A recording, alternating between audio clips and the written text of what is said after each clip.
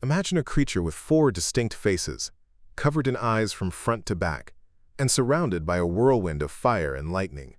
In the most intense apocalyptic visions of the Bible, the prophet Ezekiel and the apostle John describe the 4 living creatures, beings so surreal they seem to belong to another dimension. Are they literal monsters, or a high-stakes theriomorphic code for the very nature of God and His creation? Today, we are decoding the celestial mystery of the cherubim, from the palace gates of Babylon to the eternal throne room of heaven. The most famous description of these beings appears in Ezekiel chapter 1 and Revelation chapter 4. Though the details vary slightly, the core image remains constant. 4 creatures, each with the face of a man, a lion, an ox, and an eagle. Ezekiel identifies them as cherubim, the throne-bearers of God. One of their most terrifying features is that their entire bodies, wings, and even the wheels beside them are full of eyes all around, symbolizing complete awareness and omniscience. Nothing in the universe escapes their divine scrutiny. To understand why God used such strange imagery, we have to look at the world of the prophets. While in exile in Babylonia, Ezekiel likely saw massive statues called Lamassu or Shedu, protective deities with human heads, lion or ox bodies, and eagle wings that guarded temple thresholds. By utilizing this visual language, the Bible demonstrates that the God of Israel is the sovereign ruler over the very forces and fierce animals that the surrounding empires worshipped as guardians.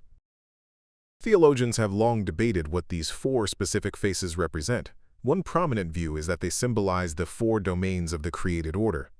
The man represents humanity and intelligence or wisdom. The lion represents sovereignty and power over wild beasts. The ox represents diligence, service, and domesticated animals. The eagle represents agility, divinity, and the realm of birds.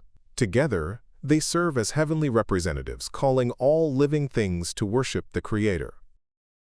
Since the 2nd century, a dominant Christian tradition has equated these 4 creatures with the 4 evangelists. The man represents Matthew, who emphasizes Jesus, humanity. The lion is Mark, highlighting royal authority. The ox is Luke, focusing on sacrifice and service. And the eagle is John, who soars to the mystical heights of Christ's divinity.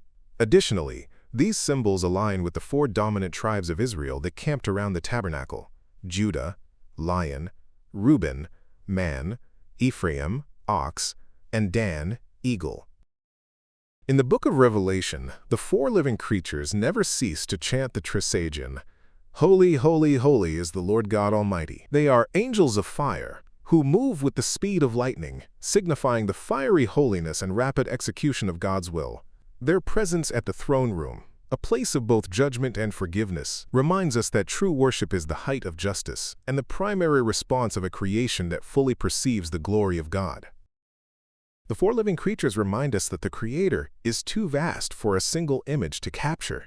They challenge us to look beyond the surface of the natural world and see the divine attributes reflected in everything from the strength of a lion to the wisdom of a human. Which face of the cherubim resonates most with you today, the strength of the lion or the wisdom of the man? Let us know in the comments below, and don't forget to like and subscribe as we continue to decode the theriomorphic landscape of the Bible.